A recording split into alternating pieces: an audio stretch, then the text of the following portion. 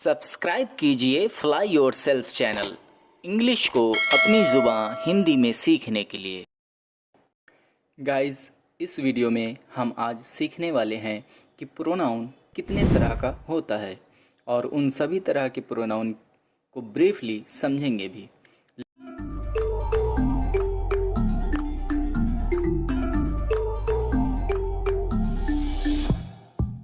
Guys, इस video में हम आज सीखने वाले हैं कि प्रोनाउन कितने तरह का होता है और उन सभी तरह के प्रोनाउन को ब्रीफली समझेंगे भी।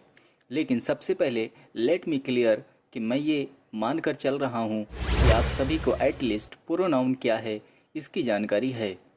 अगर आपको प्रोनाउन क्या है उसी के बारे में ठीक से नहीं पता है तो प्रोनाउन के प्रकार के बारे में आप कैसे समझेंगे।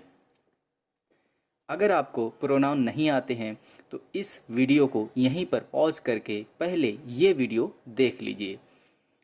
लिंक आई बटन पर दी जा रही है, इसके बाद आप इस वीडियो को कंटिन्यू करें। और अगर आपको पता है अच्छे से कि प्रोनाउन क्या होता है तो again welcome to the video. चलिए शुरू करते हैं। Types of pronouns. There are many different types of pronouns that we use in writing and speech. For now, we will briefly look at each of these different types. Hey guys, pronoun मुख्यतः 9 प्रकार का होता है जिन्हें हम 2 parts में cover करेंगे। पहले यानी आज के इस पार्ट में हम 4 प्रोनाउंस को समझेंगे। इसके बाद इसके दूसरे पार्ट में हम बाकी के बचे हुए 5 प्रोनाउंस को पूरा करेंगे। अब चलिए पहले अपने मोबाइल स्क्रीन पर काइंड्स ऑफ प्रोनाउंस के नाम देख लीजिए। इसके बाद हम इन्हें एक एक करके समझेंगे। Possessive pronoun, personal pronoun, relative pronoun, interrogative pronoun, reflexive pronoun, intensive pronoun, indefinite pronoun, demonstrative pronoun, reciprocal pronoun. तो गाइज़, ये 9 तरह के प्रोनाउंस टाइप ऑफ प्रोनाउंस होते हैं। तो आइए अब एक एक करके इनको सीखते हैं। Number 1, possessive pronoun. इससे सब्जेक्ट का किसी चीज़ पर अधिकार यानी ओनरशिप, संबंध यानी रिलेशनशिप का भाव प्रकट होता है। पॉजेसिव प्रोनाउन के examples mine, yours, his, hers, ours, theirs. तो ये सभी प्रोनाउन पॉजेसिव प्रोनाउन की कैटेगरी में आते हैं। आइए अब कुछ एग्जाम्पल्स के माध्यम से इन्हें समझने की कोशिश करते हैं। एग्जाम्पल्स: दिस इज़ माइन, यह मेरा है। These are costly cars, the some of them are yours, ये महंगी कारें हैं, इनमें से कुछ आपकी हैं। There are 3 books, the left one is hers, 3 किताबें हैं जिनमें से बाईं ओर वाली पुस्तक उसकी है। आप देखेंगे कि पहले सेंटेंस में माइन और दूसरे सेंटेंस में योर्स और इसी तरह तीसरे सेंटेंस में हर्स, ये सभी पॉजेसिव प्रोनाउन के अंडर में आते हैं। तो आइए अब आगे बढ़ते हैं और दूसरे काइंड्स ऑफ प्रोनाउंस को देखते हैं।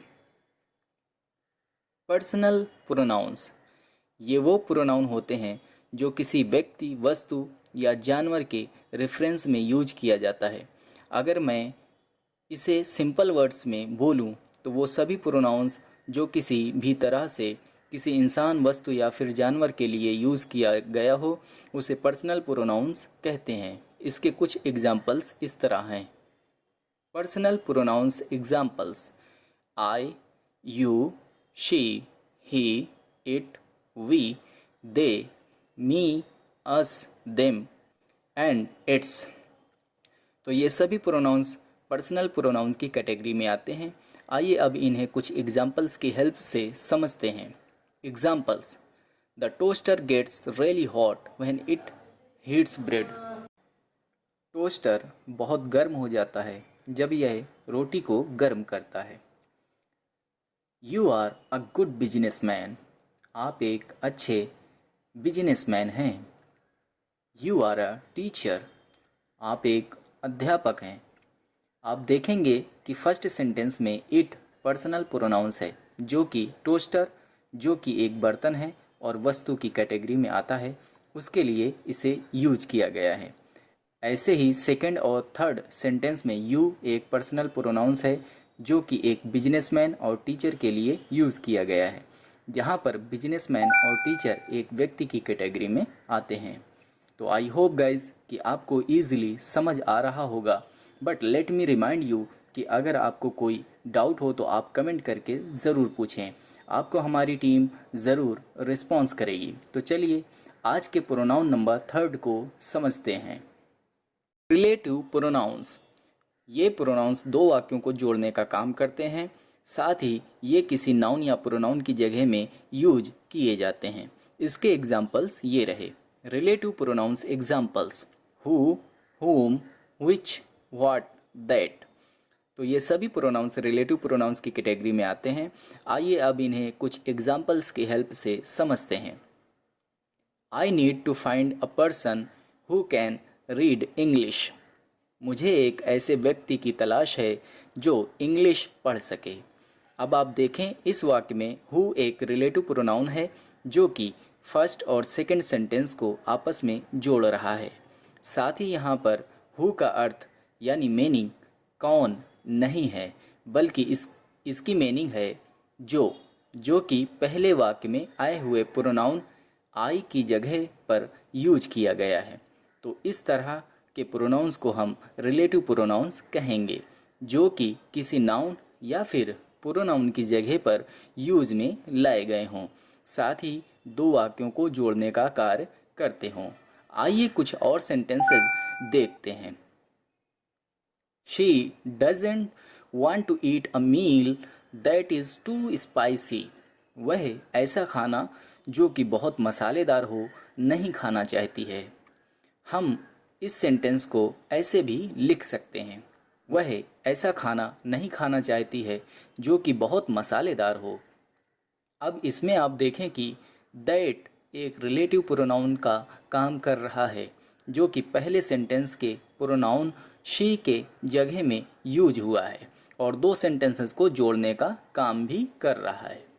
Next sentence: the book which is on the table is really exciting.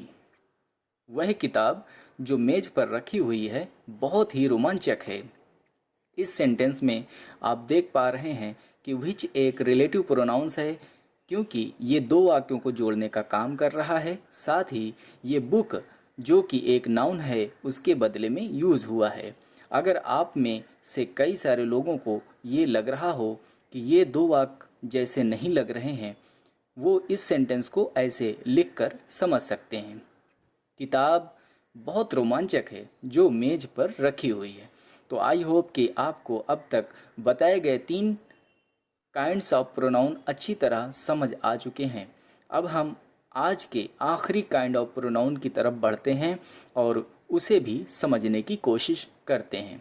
हमारा आज का आखिरी काइंड ऑफ प्रोनाउन है इंट्रोगेटिव प्रोनाउंस। ये वो प्रोनाउंस होते हैं जो कि सवाल पैदा करते हैं, यानी ऐसा कोई भी वर्ड जिससे सवाल पैदा हो वो इंट्रोगेटिव प्रोनाउंस कहलाता है।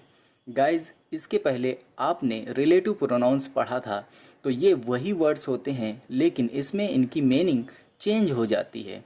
फॉर एग्जांपल के लिए रिलेटिव प्रोनाउंस में जब हु का यूज होता है तो उसका हिंदी अर्थ होता है जो या जिसने, लेकिन यही हु का यूज जब इंट्रोगेटिव प्रोनाउंस की तरह सेंटेंस में किया जाता है तब इसका हिंदी मतलब होता है कौन या किसने।